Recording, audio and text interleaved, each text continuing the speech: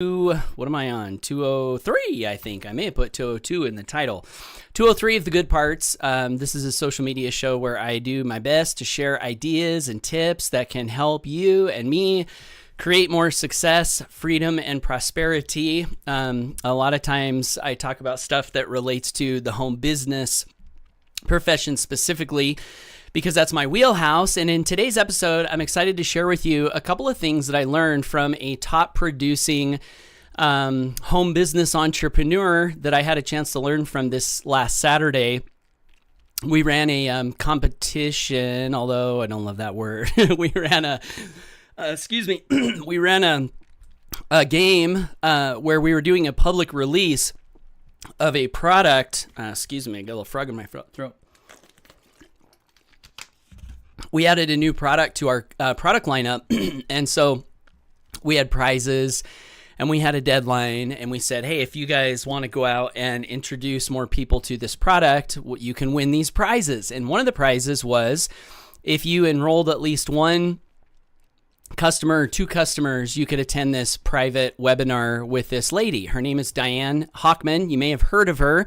I've seen Diane ever since I got online back in 2009, and she's been consistently a top sales producer every time that I've run into her. She's always creating success. And so anyway, she came out and trained for us on Saturday in what was called the covert marketing method. And it was a really great webinar. And I picked up a couple of, I actually have a whole page of notes. So maybe I'll talk more about some of the other things that she shared on that webinar. But in this live, I want to share at least two big takeaways that I came away from that webinar with and pass them along to you. And by the way, if you're tuned in live, say hello below. I can see your comments on the screen if you're catching me live. And if you catch me later, you can say hi too if you want.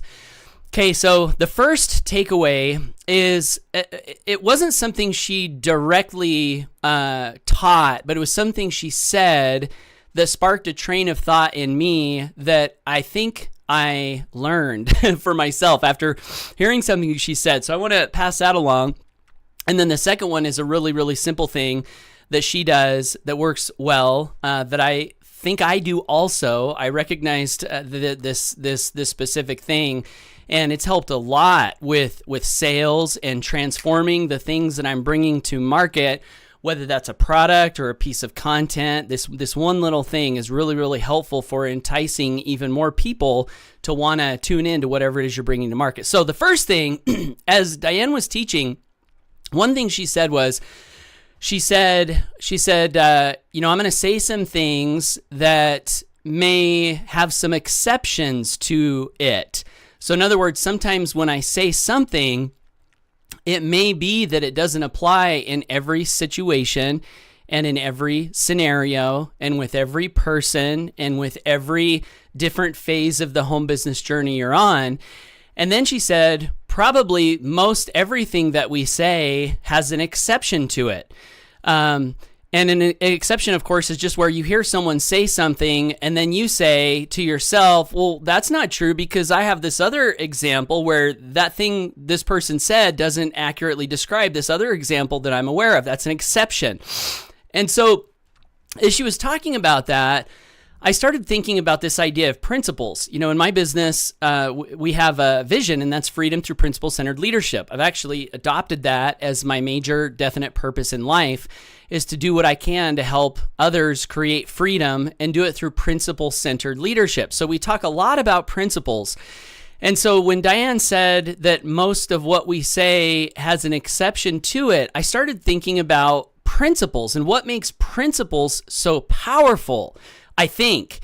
And I came up with a little definition for a principle that I want to pass along as food for thought. You can think about this. Let me know if you like it or not. But I think principles are important to look for, and here's why. So in my mind, what I said to myself after hearing Diane say that was, maybe a principle is an idea that has the least degree of exceptions to the rule, and maybe, I don't know, maybe no exceptions to the rule. If we can find an idea or a process like that has the least degree of exceptions to the rule, then our level of confidence in the teaching or the practice or the idea can kind of go up. And so just to give you a practical example, the first law of success that Napoleon Hill talks about is definite major purpose. He says successful people know what they want, they know why they want it, they know where they're going, they're clear on it. This is the first law or principle of success that Napoleon Hill talks about. And so the question would be, do you know any successful people who does not fall into that category? As I've thought about this over the years, I don't know that I can think of anyone who is successful that doesn't fit that description. They know exactly what they want. They're clear on why they want it. They're taking action consistently to move toward that thing that they're clear on, that clear, definite major purpose. And so anyway, I thought this was valuable for me and maybe you as you look for things that people teach, because if you can find the things that work for most people or all people when they do them, then you can have a high degree of confidence that when you do those things, they will work for you. So that's the first thing. A definition of principles is an idea, a practice, a teaching that has the least degree of exceptions to the rule. I think that's a good definition of what a principle might be. And so that being said, one of the things that I think is good to do, as I already mentioned, is to look for commonalities. So one thing I didn't say is in this sales game that we did with this new product that we brought to the market, I actually tied in sales with Diane. So she ended up winning first place and I ended up winning second A because I co-founded the company. So we were playing in the game, but not playing in the game. We weren't qualifying for the same prizes that everyone else was going for. But the point is we ended up on the last day tying in total number of sales. And so and then her last sale came in a little bit before mine did, so she beat me. That was the tiebreaker. Who made the last sale first. And so as I was listening to Diane's webinar, I was looking for a couple of things. I was looking for things that we have in common. Like, are there things Diane thinks? Are there things that she does that I also do? Because if we tied in number of sales, then odds are we're following some of the same principles or some ideas.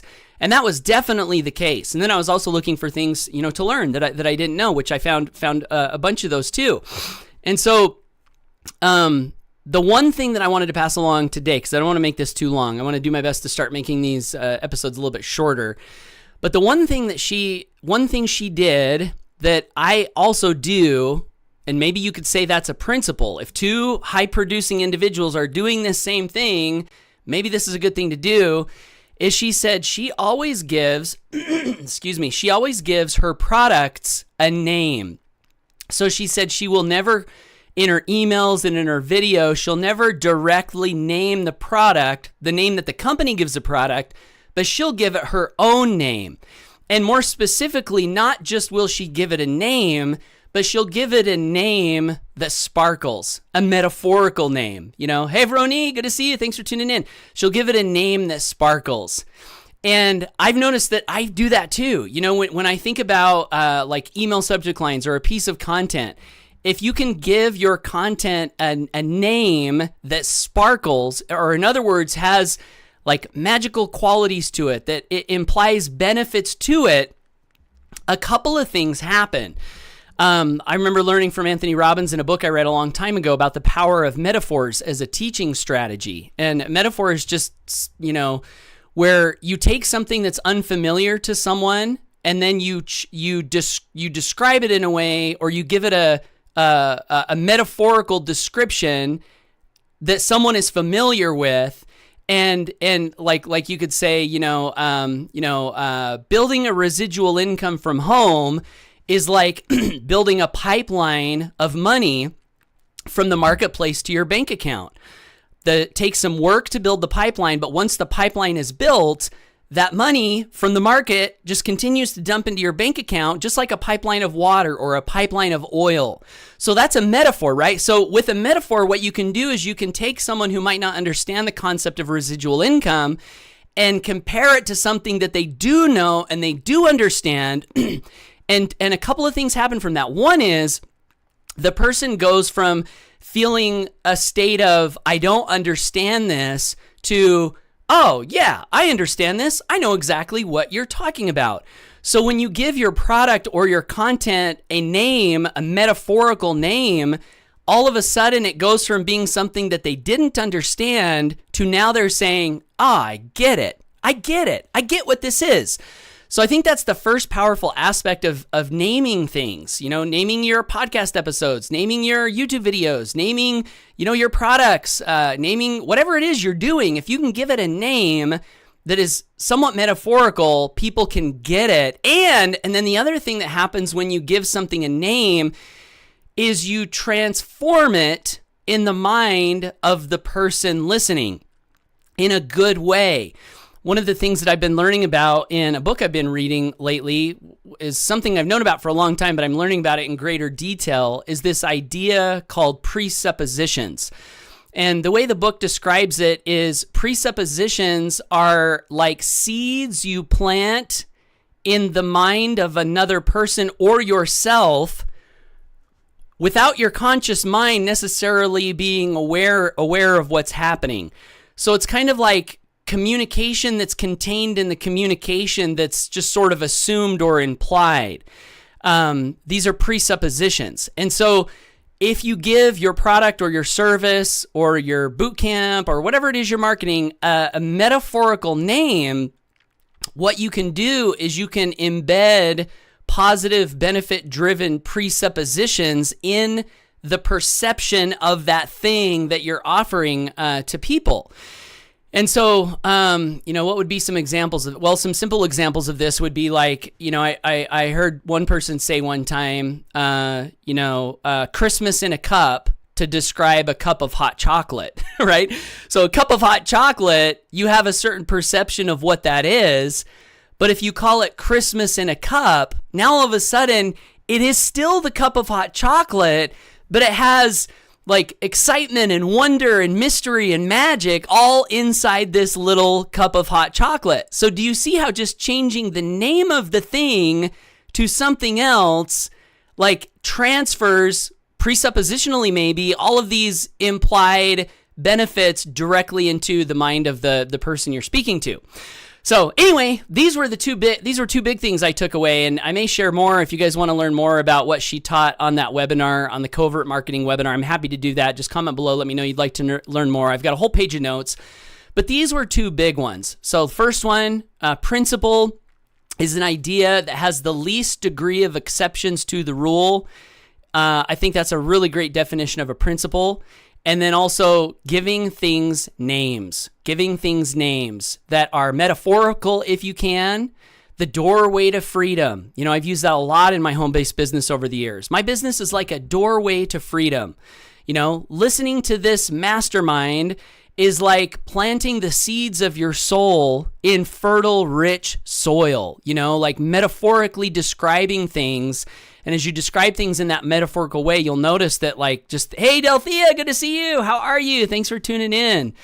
So I'm just at the end of the live, and I think I'll close it out. Stop talking. So thanks for tuning in, everyone. I love and appreciate you guys. If you want to learn more from me, I'd love to encourage you to subscribe to me on social media.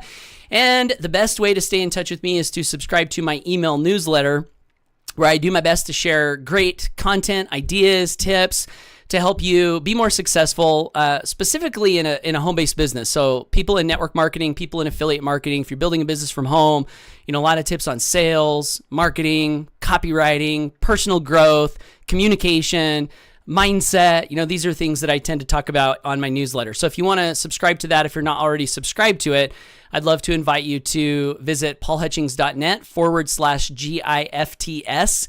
I have a bunch of different free gifts you can pick up on that page and subscribe to my newsletter at the same time. So thanks, Veronique and Delthea, for saying hello, and I hope you guys have a great day.